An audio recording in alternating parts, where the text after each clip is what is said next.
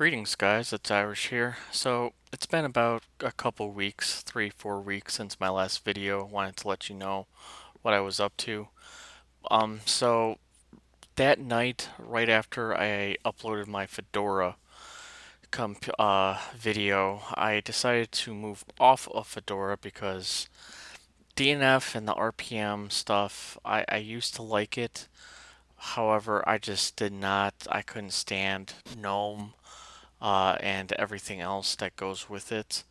I was having some weird problems under Wayland and GNOME, and I still cannot stand Wayland. I don't think it's ready. I think it needs more developmental time before they would push it out and make it defaults, but that's my personal opinion. So I decided to give this a try. I'm on Manjaro. So it's one of those things that people have built up and built up. So I wanted to give you a little bit of my views on it.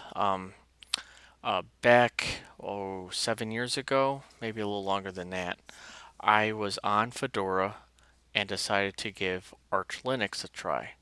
So I decided, I'm like, oh, I don't want to go completely into Arch, so I'm going to try Manjaro. So this was completely from a new perspective. I was relatively kind of new to that level of distro, and so my opinion was after 1 week on it, why am I not on Arch? So after 1 week on Manjaro, I uninstalled it and installed Arch Linux, and I was on there for about 6 or 7 years until I moved to Gentoo. So now I've come back to Manjaro because many people have again built it up. I recently watched a video with Infinite Galactic or IG on why is Manjaro so popular. I still have the impression that why not just use Arch Linux? Now, the only thing that's unique about Manjaro, I would say, is two things. One is they have different branches of updates, very similar to Debian, how they do it. So Debian has like the stable, they have unstable, they have testing, and then I believe there's one more, I just can't think of it. Then the other thing is they have good hardware support. Now, I did not go for one of the major ISOs. I used the Architect ISO on there, and it got me up to a system just fine. I think it was still a little strange. I still had issues with System D. However, there was a lot of other packages that came with that install, and I don't know. I think when Manjaro first began, it had good intentions to making Arch Linux very accessible. And a lot of people who were on Arch or on Manjaro thought they were using Arch. And I think a lot of that has still stayed with many of the Arch people, and they can't stand Manjaro because many of their user base thought that they were using Arch Linux and would try to get help from their forums. I guess it would be a similar thing of, say, Linux Mint or Xubuntu or Kubuntu trying to get help from Ubuntu or something similar to that, which you could still do. It's the same base, but different repos, different everything. Now, I have, again, been on Manjaro for about 3 weeks now. I started with stable. Stable is, as the word intends, stable. There's not many updates, so if you do not like Arch Linux and their constant rolling of the updates, then stable is perfect. I think you would enjoy Manjaro. So I was on there and I'm like, okay, I need at least a little bit more updates for this. So I went over to testing. Now, it's not as easy as going from Arch Linux, where you can go in and out of the testing repo. So I can't go to the pacman.conf. Let me show you here. So inside, if you don't know, so inside, if you're running uh, Arch Linux, you would have a thing underneath the core, extra, community, and multilib that would say testing. Now, you could enable this and disable this at the time. However, to go between the branches in Manjaro, it's a whole nother thing. Uh, Let me see if I can find it. It's been a while since I've done it, so um,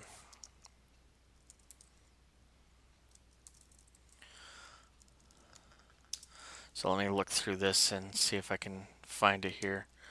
But yeah, so uh, really quick.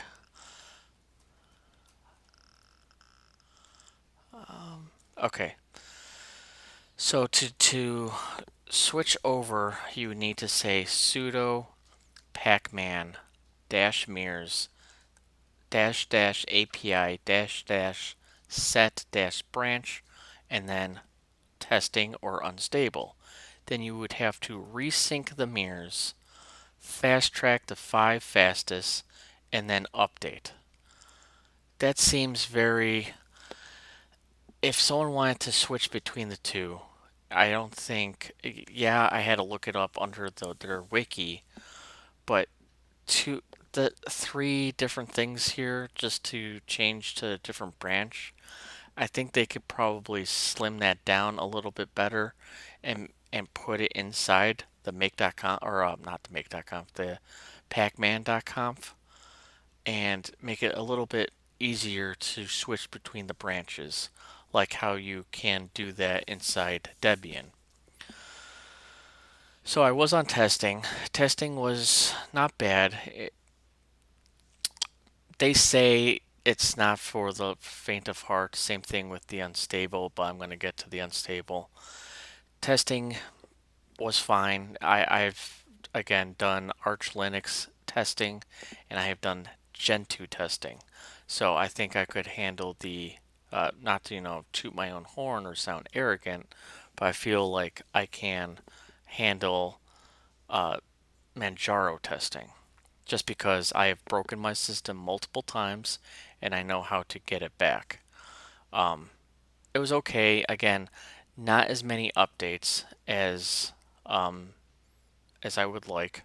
So then I moved over to the unstable, and I've been on there for about a week now. With the unstable, it's to the point where it feels like base Arch Linux. So it does update every day. Let me see if there's any updates. I don't know if I've updated today. So it's updating every day, but I feel like there could be another level, like in the Arch testing, where a bunch of other packages would be getting updated the last time I tried Arch testing, and I could sign off on packages and stuff. To me, Manjaro Unstable feels like base Arch, and it is not that hard. It is just as stable as Stable Branch. But granted, I am on Xmonad. It might be a different case, say, if I was on GNOME or KDE. However, if you can redo, if you've broken your system before and you've fixed those issues, you could handle stable, or excuse me, testing and unstable. However, if you've done that multiple times, then you could probably handle Arch Linux. To me, looking at these videos and they put this thing up on a pedestal, and I don't think it needs that. I'm glad it's not Ubuntu based because, again, I've been watching more IG's video, and he does an argument: is there too many Ubuntu based distros out there? And I completely agree. I'm glad this is Arch Linux based, and they have made it their own since the 7 years that I've done it. They don't need to hold back certain packages as long as they do. Granted, there's not many people on the testing or unstable branches. Let me show you. Let me see if I can get up here. Show you because they do a brief thing. Manjaro branches. Switching branches. Here we go. So testing branch, these users are in the next line of defense, being larger numbers of users than those using unstable. They refine the work done prior to them installing packages with their feedback. So if you're in the testing branch, you can feedback if a package is broken on certain hardware and stuff like that. Unstable is usually runs 3 days behind Arch packages releases. So that just tells you that even in the unstable branch, it is still not bleeding edge. Arch is more bleeding edge, so if you're needing more up-to-date packages, go with Arch or Arch testing. Again, a lot of people have said that I so far using unstable branch may consequently break your system. That can go with really any update. They could test everything out as much as they can, and if you have a package that doesn't, something goes wrong with your hardware, it may crash your system no matter how much testing there is. I've seen it happen because it's happened on my systems before. So it's still behind. I don't know if I'm going to stay on Manjaro for too much longer. I'm kind of in a bit of a pickle in a way. I've seen a lot more people in my Discord server, and a lot of them have been trying Gentoo, and it's gotten my uh, that certain itch coming back. Yeah, it's a lot. It's tedious and a lot time consuming, but granted, I can probably push back my updates. I used to do it 1 time a week. I could probably do it twice a week since I only run window managers and not really that much unstable or testing packages inside my make.conf or my accept keywords. So I may go back to Gentoo. I actually may go back to Arch. Um, so I just wanted to let me know if any Manjaro users out there, why do you prefer Manjaro over Arch? And if you have been on Arch and Manjaro, why do you prefer one over the other? I'm just curious. Personally, I don't think it should be as popular as it is. There are other distributions out there that has good updates and has hardware detect. One that comes in mind is Ubuntu Mate. They have excellent hardware detect, and many of the Ubuntu bases are having a lot better with the hardware detect. So it's nothing new, but when you're going to a higher level of distribution, I feel like you should know your system more. I don't think Manjaro is for those who are just web browsing. I think it's a hobby distro. Same thing with Arch Linux and Gentoo. I'm sure I'll get a lot of backlash off of that or a lot of comments. But I still think Gentoo, Arch, and Manjaro, even Slackware, are just hobby distros. You really could do anything. But I don't know if Manjaro is truly needed. Again, I've given it a nice month, and I usually can get a feel for a distribution pretty quickly. So, but yeah, so maybe my next video I'll be back on uh, Gentoo. Maybe I'll try Void Linux again. Uh, with inside Manjaro, I had a lot of System D issues and I had a lot of clock issues. System D, I am not liking it more and more. anytime that I left my computer on or closed the lid, it was in sleep mode. Now I've disabled stuff in login.d.conf. That didn't do anything. I've turned it off through the system D, like systemctl disable or mask. That didn't do anything. I even used the XFC power management. That didn't do anything. So I don't know what was going on. Eventually, I just like uncommented maybe 3 or 4 different things inside the login.d.conf and equaled it to ignore, and it finally took. My system clock, for whatever reason during the installation, maybe it got missed, but my hardware clock wasn't set.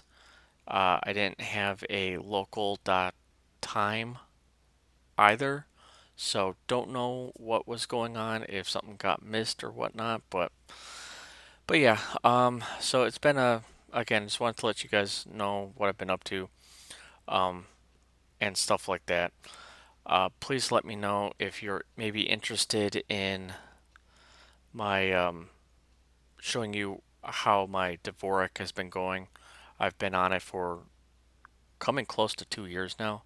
I started it last year, New Year's, so 2019, on January 1st. I started learning Dvorak, and I'm still on there. As you can see up here, it's the DV is Dvorak. Um, so yeah, just let me know if you're interested in a like an update video for Dvorak. I know this was a lengthy vlog, but wanted to tell you my thoughts on Manjaro and everything. So hopefully you guys have a good week, and I'll catch you guys next time.